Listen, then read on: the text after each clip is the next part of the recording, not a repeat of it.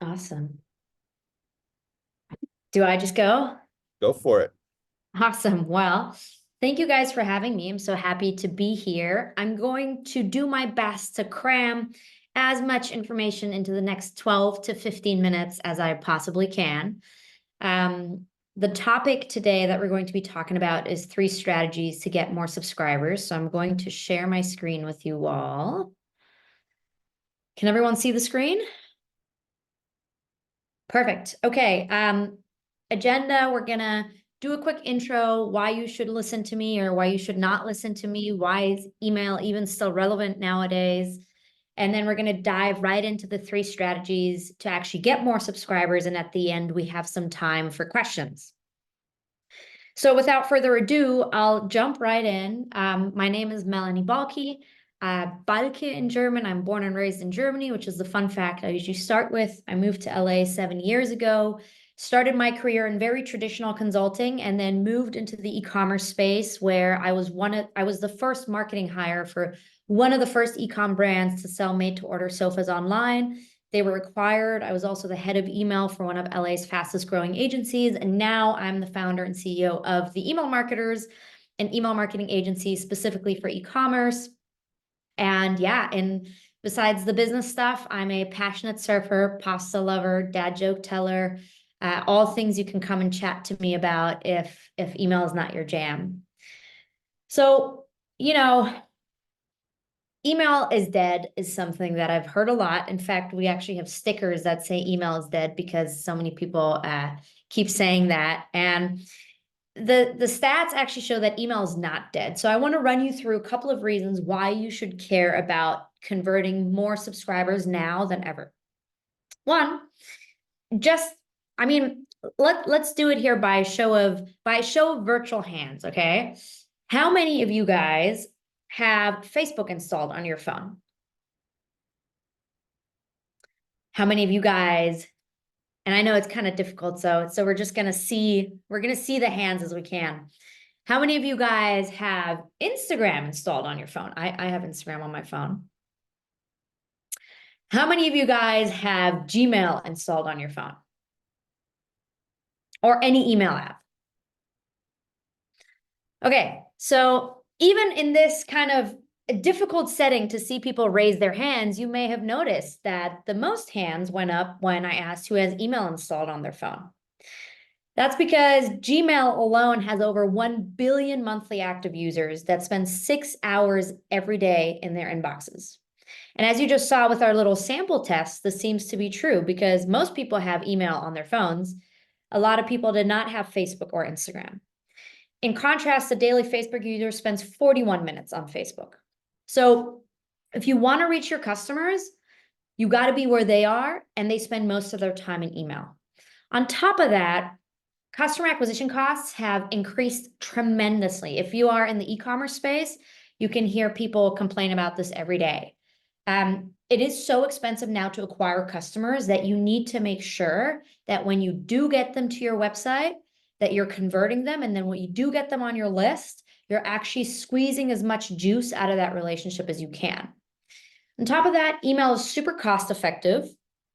Most of your competitors are doing it. So if you're not doing it, they're doing it. And 2 other things that I think are really important. One, you own your customer with email.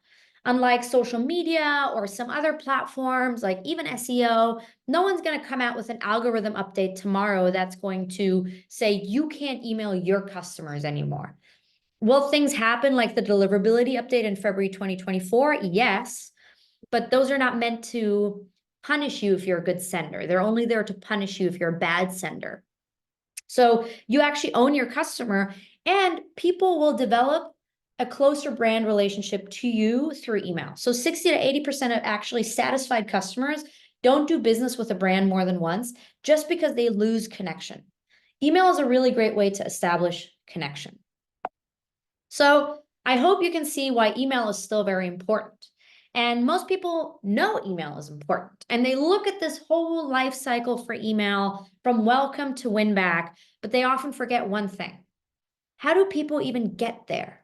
For you to optimize your flows, to send better campaigns, to really get the most out of that, you have to first get people on your list. And there's one surefire way to not do it, which is to buy email lists. So, when most people realize that there's gold in email, they go, okay, how do we grow really rapidly? Really, list growth is the number one metric for this company now. And what happens is they buy an email list, they realize they got 0 actual leads or conversions from that email list, and they tank their deliverability. So I'm here today to tell you there's a better way with 3 strategies that we employ at the Email Marketers. Number 1, I have a question for you guys. We're going to do it again by a raise of Zoom hands. So there's a little at the bottom, you can raise your hand. Would you prefer 200,000 monthly site visitors at a 3% pop-up conversion rate and a 20% placed order rate at a $40 average order value? Or would you prefer to go down 0.5% in conversions and increase your placed order rate to 50%?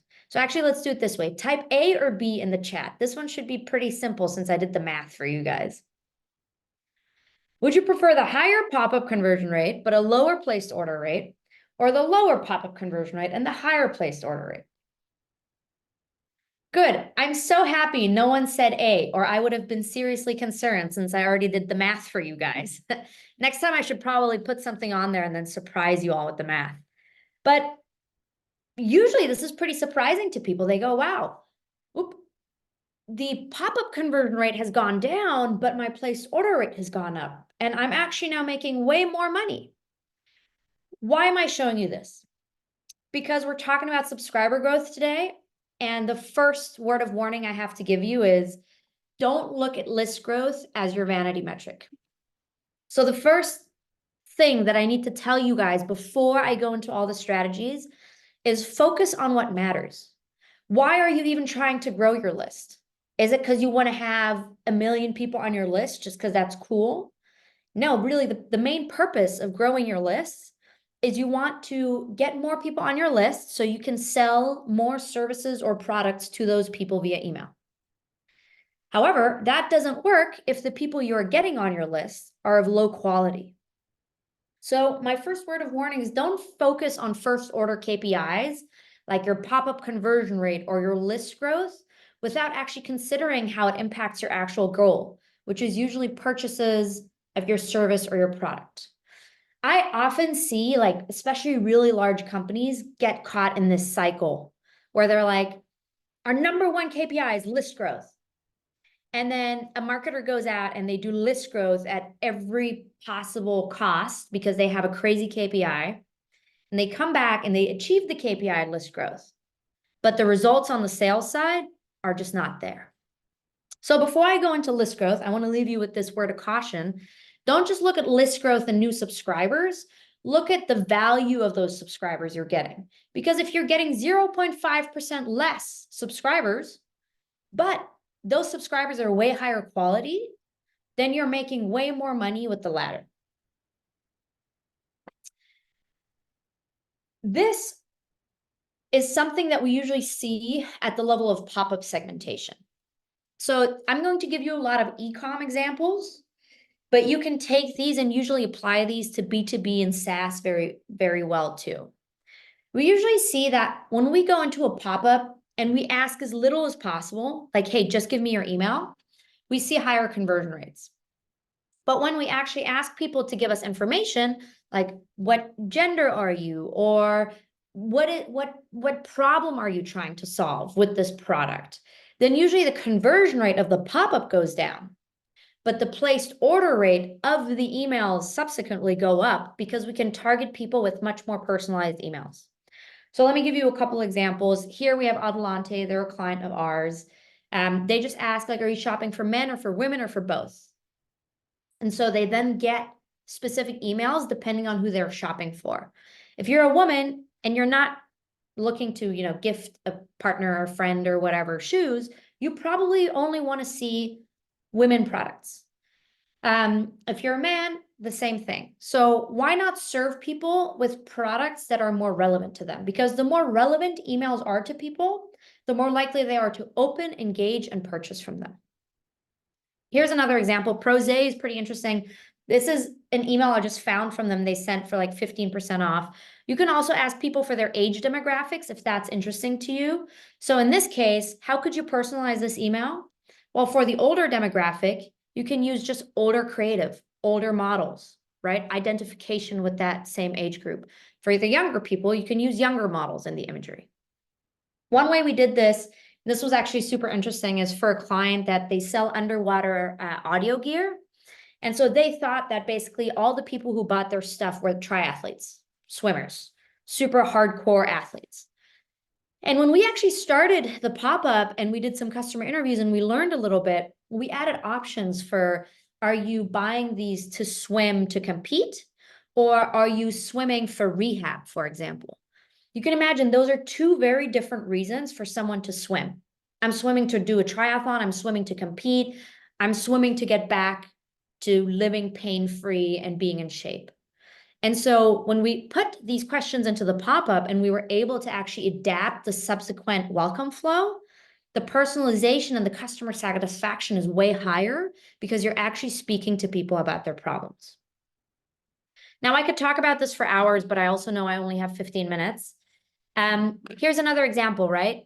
Pop-up, why do you want to use this product? Tell me, what's your goal? And then I can send a welcome flow, for example, that is very different if someone clicks sleep and recovery. Everything is going to be about sleep and recovery. If someone says energy and vitality, everything's going to be about that, right? Like the content I'm using, the imagery I'm using, everything is going to be personalized, which usually creates higher conversion rates. Another example, how you can be creative on the pop-up side is Jolie. They do a really cool thing. They actually tell people to get their free water report. So maybe you're a brand that, like everyone uses you for the same reason. There was really no gender difference. You don't really know how to get people excited to get on the list. Well, Jolie, they're a water filter for a shower. And they send you a free water report. They say, hey, tell us where you live, and we'll actually tell you what's in your water and why you need this filter. Another example is Prose.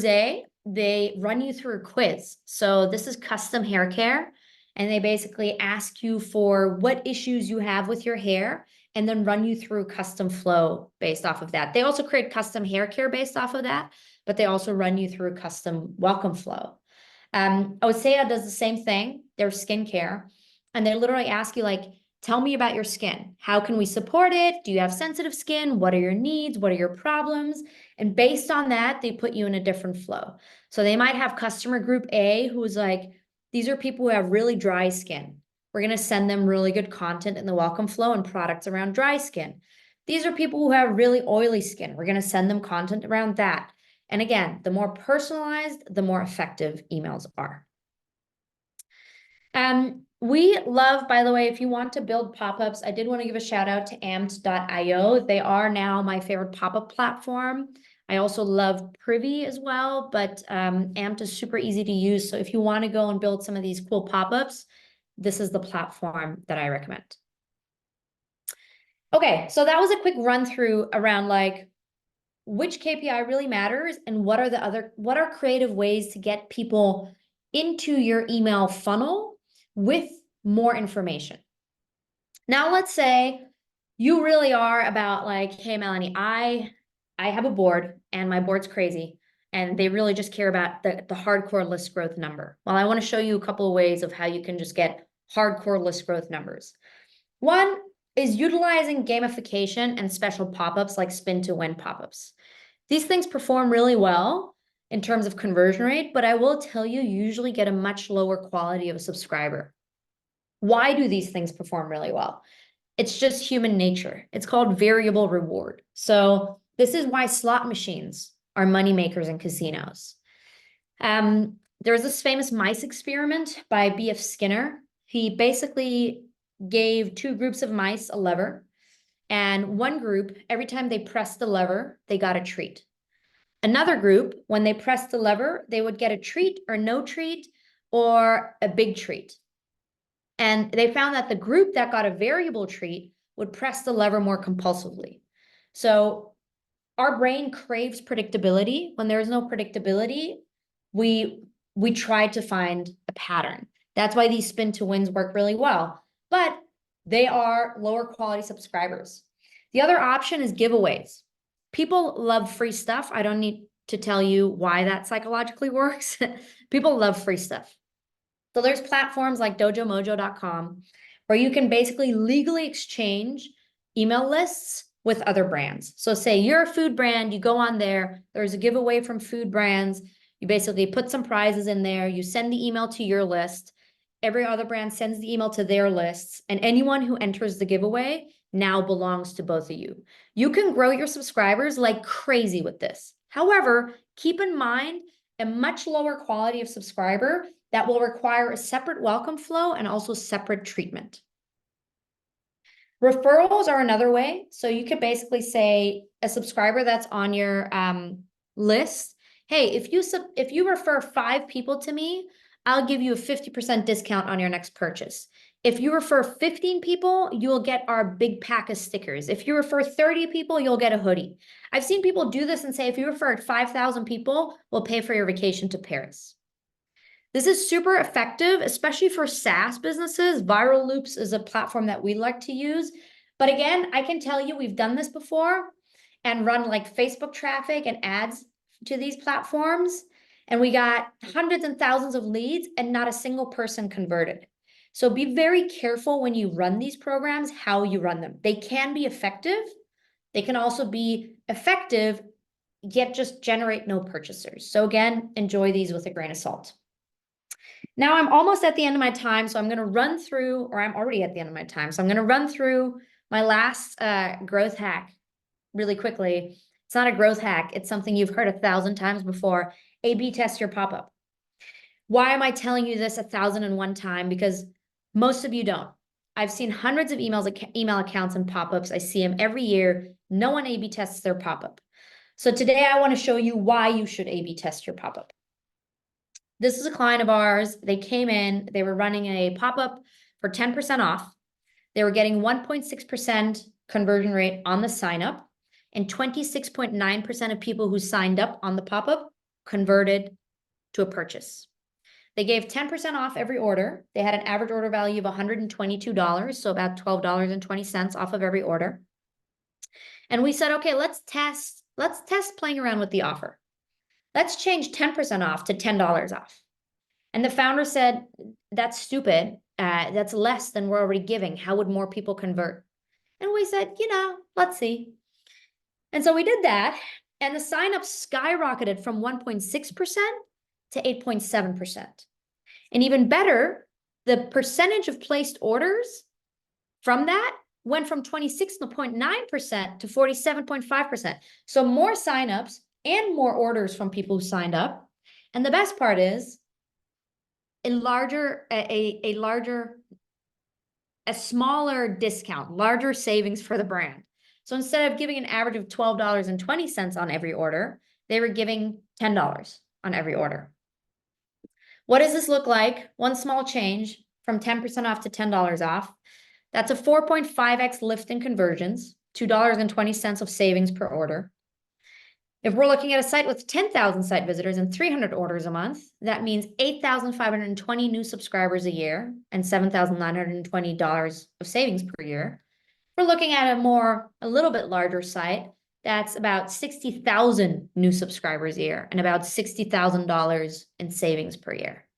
So you can see how one small change can have tremendous impact on your pop-up, not just your pop-up, but your placed orders and your cost savings as well. So do me a favor and A/B test your pop-up, A/B test your offer, A/B test your creative, A/B test your copy, A/B test the style, like when it pops up, how it shows up, the behavior. And most of all, when you do these A/B tests though, don't forget my first point. Don't just look at the pop-up. Look at your actual goal. How many of these people are purchasing what I'm trying to sell them?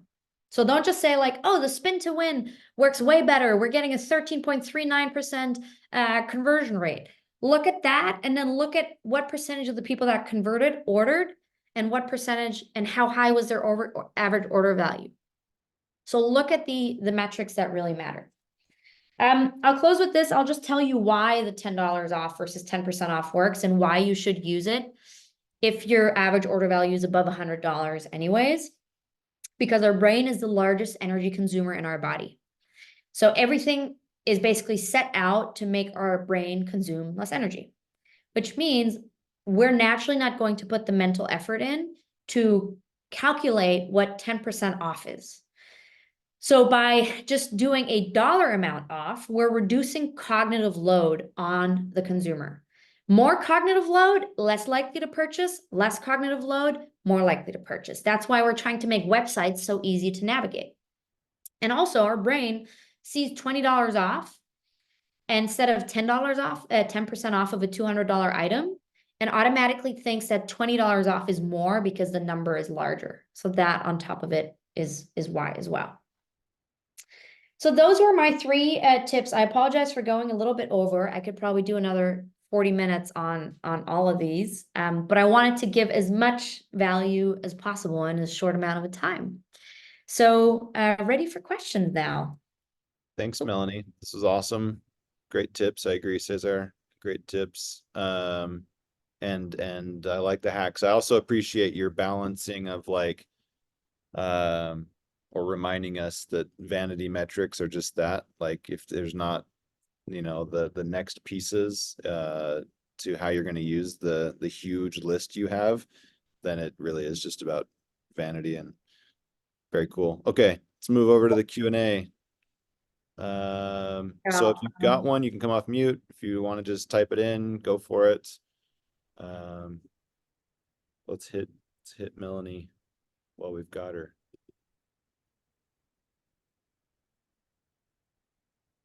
I have a question. Melanie, so I have a suspicion of what you're going to say, but I'll still give you the chance to say it. In industries or with email campaigns where you cannot offer a percentage or a dollar off, what incentives or what recommendations would you give for growing that list if you can't give discounts? Great question. What about free shipping? Is that an option?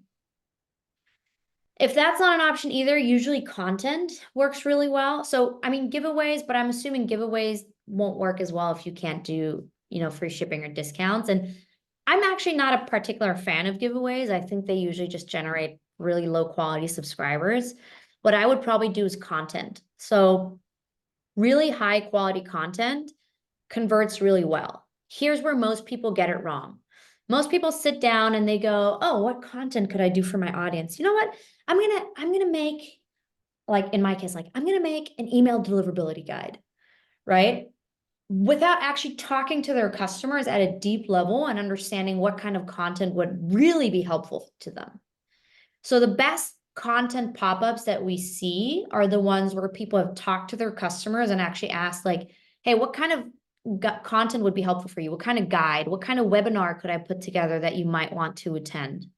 The ones that we see are not very successful is someone just came up with an idea and went and wrote a 50-page PDF and then is upset that the pop-up is not converting. So content is pretty powerful and works pretty well. Honestly, I'm the culprit myself. Like when we put up our pop-up, I was like, what would be cool? I was like, an email checklist would be cool. And then over time, I was like, oh my God, what people want is like stuff about deliverability. I just like came up with this idea and never cross-checked it. And I was like, I'm the culprit. I like to tell everyone to do this. And then I didn't even do it myself because it's easier. But talking to a couple people at least will make your effort much more worthwhile. And it can be webinars too, right? It doesn't have to be like a PDF. It can be stuff like that as well. Awesome. Thank you. You're welcome. Melanie, a follow-up to that. I'm curious how you go about talking with those clients. Who do you pick? Do you schedule a call or an email, or how do you gather that and have that conversation, engage with them? Yeah, great question. So this is kind of in the realm of customer interviews. There's a really good book. I can't talk about customer interviews without talking about this book. It's called The Mom Test. It's a super thin book. It's maybe like 50 pages long. And the way we talk with customers is we kind of look at 3 customer groups. We look at our hardcore VIP customers. These are the people who buy all the time over and over again. We look at the people who haven't bought, and we look at the people who've maybe like bought once or twice but haven't come back. I like to look at these three groups because they give me a good mix of kind of trying to figure out also what's different between these personas. And then usually what we do is we'll send out an email to a select few people who we know have been engaged recently. So this is not, someone who got on the list like 3 years ago and hasn't heard from us. And then we give them, I like literally give people Amazon gift cards or like free product and Amazon gift cards or just free product, depends on your brand and what you're willing to do. But I do offer people like, free stuff for their time. Like I'm developing a personal product right now on the side, and I asked a bunch of my surfer friends because it's surf product. I'm like, hey, I'll buy you lunch. No one really wants to spend 20 to 30 minutes on the phone with you answering questions at first, but then trust me, when you get them on the phone, it's like therapy for them that they actually get to talk and someone's just asking questions and they just get to give their opinion. So once people are on the phone, they usually have a great time doing it. Thank you so much. You're so welcome. Awesome. Yeah, I have book suggestions for days, by the way. Yeah, throw them in there. Question from Chad earlier. What advice would you give to someone starting to build a list like you have 0 contacts? Don't get distracted by the number. I would rather have 100 like real hardcore fans on my list than 10,000 people who are so about me. I think we often get really, we get really into this headspace of like, I need this big number. I need this big number. Like with social media too, right? Like people want followings in the millions. And you'll often realize you can be much more effective by having like 100 hardcore fans who are super engaged than by having hundreds and thousands of people who don't really care as much. So my advice would be that look to build those 100 hardcore fans first. And then the second thing, your highest value subscriber is going to be someone who's already engaged with you somehow, who ended up on your website, likely for some reason. So focus on optimizing, converting that.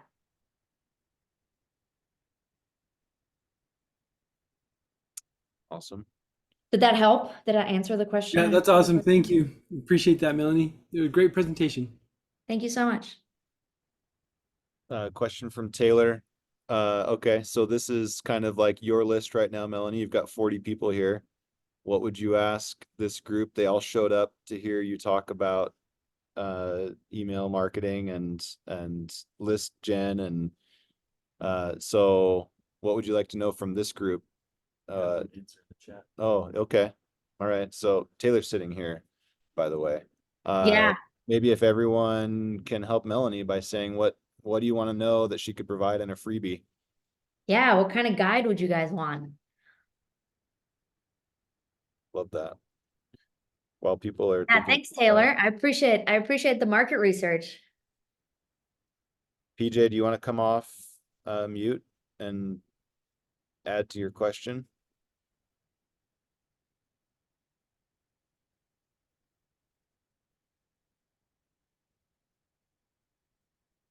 Maybe if I understand her question. So PJ is not selling. She's actually in the business of, I mean, she wants to get in front of people so she can do some market research. That's part of her job. Mhm. So ways that she can entice people to respond and raise their hand and say, yeah, I'll give you some of my time. I think again, it's valuing people's time. So the reason I tell my friends like I'll buy you lunch is because most of them say they don't want lunch. Like most of them are like, no, I'll do it for free. But it's the reciprocity, right? Like me saying, hey, I'm totally willing to buy you lunch says I value your time. And I think nowadays we have so many people who are like sending LinkedIn messages that are like, hey, can I jump on a call with you for 30 minutes to pick your brain on this specific topic? And I'm here, I'm like, dude, if I have 30 minutes, the first thing I'm doing is I'm going for a run. I don't even have 30 minutes to go for a run, right? But then if people reach out and they're like, hey, this is, they actually send a thoughtful message and they're like, I would totally be willing to buy you lunch or do whatever. And you can tell that they value your time, then I'm definitely more inclined to speak with people. And I think it's the same thing. It's just like human psychology and making people feel valued, right? Compliments often help. I do find that the cold outreach where people are trying to get stuff, the compliments do help as well. They go far. That's how I would approach that. But it's not something I'm an expert in, so I will say, I'll give that as a caveat. That's not something we do a lot. How have I started a focus group and chosen the people in the focus group? Is that the question? Segmentation, really. So like I said, those 3 groups in our email accounts, we can segment by people's behavior. And then I'll send an email to those groups. And usually I know about maybe like between 1 to 10%, depending on how engaged that list is, people will respond. And then I know, okay, this person is from group A. This is someone who's never purchased.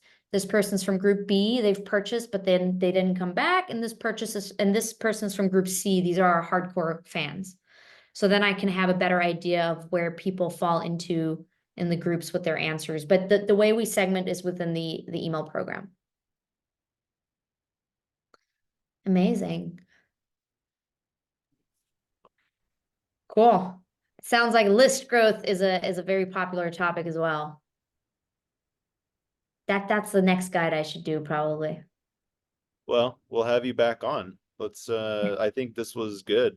And would love to have you come on again and share a slightly different topic. Of course, you're so very welcome. I'm so happy we had such a great turnout and great questions, and I appreciate you all for listening to me squeeze a 45-minute presentation into 15 minutes. Right. Hey, so if people want to connect with you one-off, can you drop in some contact information or LinkedIn at the least? Yeah, absolutely. So LinkedIn is a good place. You'll also find me on Twitter a lot. I post a Yeah, lot of email anyone stuff. who wants to buy your lunch, or if you want to buy them lunch in the future. Right. The emailmarketers.com, you can book calls with me there, or I'm happy to also share my email. Sorry, I sent this all in like 4 separate messages. Like, that's also how I text, unfortunately. Awesome. All right. Let's give Awesome. Thank you guys. a high five and a thumbs up, whatever you can do. And we'll take a break next week. I think that's right, Hannah. And then we'll be Yep. back in 2 weeks. Yes, I think. I think our first session next year is on January. Second Tuesday. Okay. Second Tuesday in January. Awesome. All right. Everyone have a great Christmas. Happy holidays. Happy New Year.